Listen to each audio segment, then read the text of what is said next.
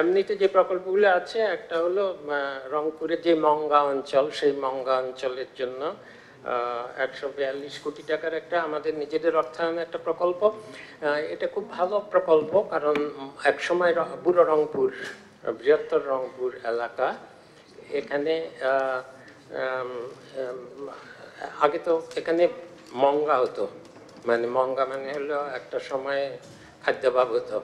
এখন মংগা কমে গেছে, তার কারণ হলো নতুন নতুন অনেক শস্য কম সময়ের মধ্যে উৎপাদন করা যায়, বা বালি মাটিতে উৎপাদন করা যায়, চড়া ভূমিতে, চর অঞ্চলে এ ধরনের অনেক অনেক নতুন নতুন শস্য ওখানে দেওয়া হয়েছে, এবং কৃষি বহির্ভূত কিছু কাজকর্মের সুযোগ এখানে তৈরি হয়েছে। সেজন্য এখন মংগা বলতে যেটা বোঝায় যে সেপ্টেম্বর, অক্টোবর, নভেম্বর এই সময়টা সব খাদ্যাভাবে থাকে, এবং রংপুর থেকে সবাই অন্য জেলায় চলে যায় যারা কর্মক্ষম। যে কারণে একটা গান, যে গানটা হলো ও গাড়িয়াল ভাই পন্থের পানে চেয়ে আছি। আমার মংগার উপর আমার একটা বই আছে, যেটা বিশ্বব্যাংক থেকে বেরিয়েছে, এবং এটা ফ্রিলি ডাউনলোড করা যায়। এটার নাম হলো seasonal poverty and public policies. আমি আর শহীদ খন্দকারের লেখা।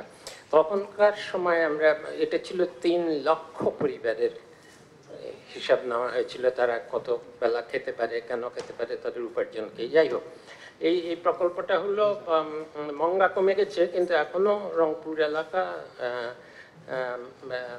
নিম্ন আয়ের এলাকার মধ্যেই পড়ে।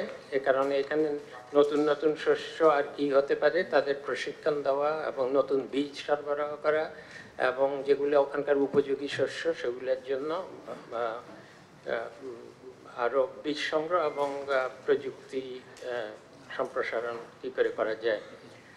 তারপর আছে বাংলাদেশ পল্লী বিদ্যুৎ উন্নয়ন বোর্ডের একটি প্রকল্প আছে, যেটা প্রকল্প ঋণও আছে আর আমাদের অর্থায়ন আছে। মোটামুটি মাঝারি আকারের একটা প্রকল্প এটা। কিছু কিছু এলাকায়, বিশেষ করে যেগুলোতে পল্লী বিদ্যুতের, যেসব জায়গায় একটু শহরাঞ্চল বা অনেক শিল্প আছে, সেগুলোতে গ্রিডগুলো যাতে আরও উন্নত করা যায়, যাতে করে সরবরাহ, বিদ্যুৎ সরবরাহ নিশ্চিত করা যায় এবং অবিরাম বিদ্যুৎ সরবরাহ রাখা যায়, সেটা এটা একটা খুবই প্রয়োজনীয় প্রকল্প। এবং বৈদেশিক সাহায্যের শিল্প মন্ত্রণালয় থেকে ছিল বাংলাদেশ চিনি ও খাদ্য শিল্প কর্পোরেশনের, এটা হলো BMR of Keru and company limited.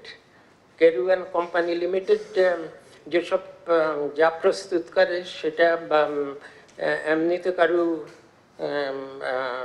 মাদকদ্রব্য হিসেবে খাওয়া ঠিক না, কিন্তু এটাকে এটার অন্য ব্যবহার আছে।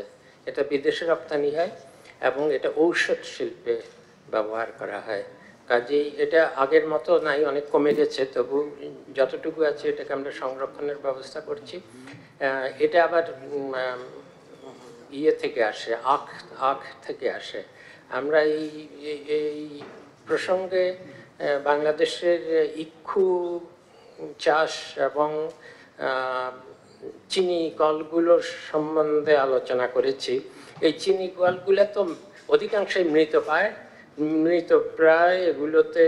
আর ইক্ষু চাষিরা এরাও খুব যে এটা থেকে খুব তাদের ভালো উপার্জন হয় তা না।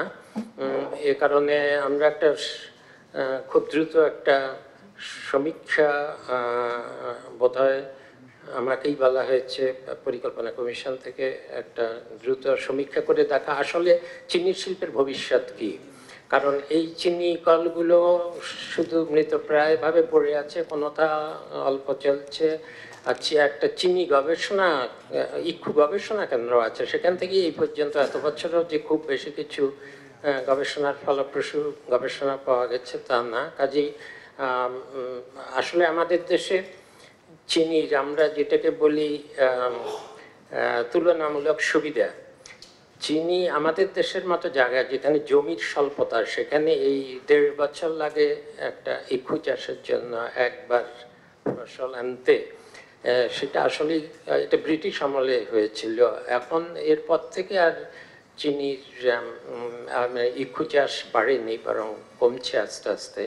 এবং এটা বরং এখন যেসব চিনি কলগুলো আছে এগুলোর পুনর্বাসন, মানে চিনি কল হিসাবে পুনর্বাসন খুব সম্ভব হবে না, কিন্তু আর কি করা যায়। তবে কিছু কিছু জায়গায় হয়তো দুই একটা চিনি কল রাখা যাবে, কারণ হয়তো কিছু কিছু প্রযুক্তির মাধ্যমে যেটুকু ইক্ষু থেকে অনেক বেশি উৎপাদন করা যায় কিনা চিনি, এবং বিশেষ করে কেরু শিল্পের জন্য হয়তো চিনি কিছুটা ইক্ষু চাষ বজায় রাখা যাবে।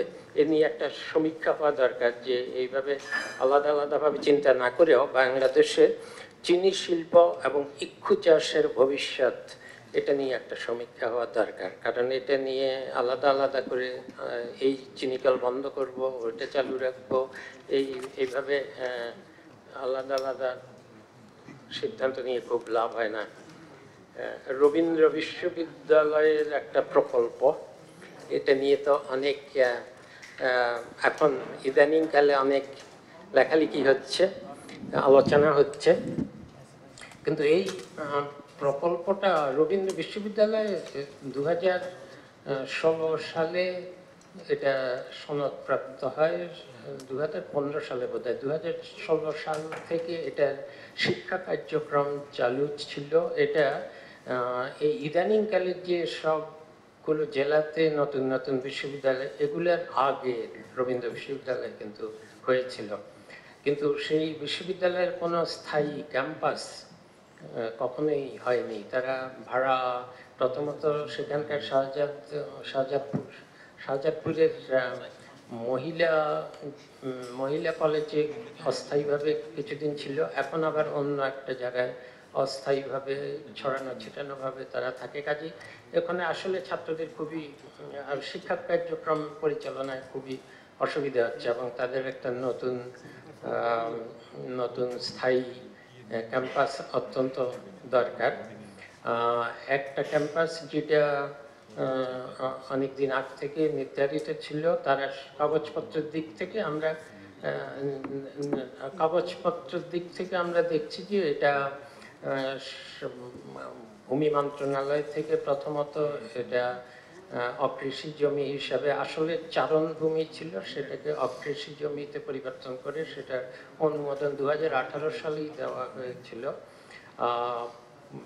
এছাড়া অন্যান্য যেসব ছাড়পত্র কাগজে কলমে সবই আছে, তাদের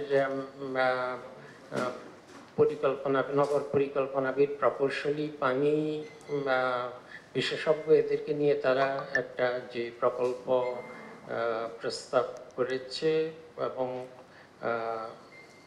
যেসব পুরো মাস্টার প্ল্যান সেগুলো সব ছিল, সেইভাবেই আমরা অগ্রসর হয়েছি। এবং প্রথমে একনেকে একবার এসেছিল, আমরা তখন সিদ্ধান্ত নিয়েছিলাম এটা আমরা তো এই প্রত্যেক জেলায় বিশ্ববিদ্যালয় গুলোর ভবিষ্যৎ কী হবে, কতদূর এগুলোকে কোন দিকে নেওয়া হবে, কিভাবে বিশেষায়িত হবে না কিভাবে থাকবে, সেটা এখন হয়তো পরবর্তী সরকার এসে সেই সিদ্ধান্ত নেবে। এতগুলো বিশ্ববিদ্যালয়কে সব অবকাঠামো তৈরি শুরু করে দেওয়া আমরা আপাতত একটু স্থগিতই রেখেছিলাম। শুধু রবীন্দ্র বিশ্ববিদ্যালয় আর দু একটা বিশ্ববিদ্যালয়ের বেলায় আমরা মনে করেছিলাম যে এগুলো একটু আগের বিশ্ববিদ্যালয়ে শিক্ষাক্রম চালু হয়েছে, এবং এগুলোর জন্য নতুন করে স্থায়ী অবকাঠামো নির্মাণ প্রয়োজন। যেহেতু এগুলো আমাদের আবার দ্বিতীয়বার একনেক সভায় আসলো, আমরা এটাকে অনুমোদন দিয়েছি, সংশোধিত যেই প্রস্তাব। এই অনুমোদনটা দেওয়ার কারণ হলো আমরা বলেছিলাম যে এটার শিক্ষা কার্যক্রম কী হবে। এটা যেহেতু আমরা একটা স্থায়ী ক্যাম্পাসের অনুমোদনও দেব, কাজেই এটা দীর্ঘমেয়াদী তাদের আসলে কি করতে চায়, কতদূর বড় হবে, ছাত্র সংখ্যা কি হবে, এটা রবীন্দ্রনাথ নামের বিশ্ববিদ্যালয় হলে তাহলে তো এর কিছু বৈশিষ্ট্য থাকতে হবে।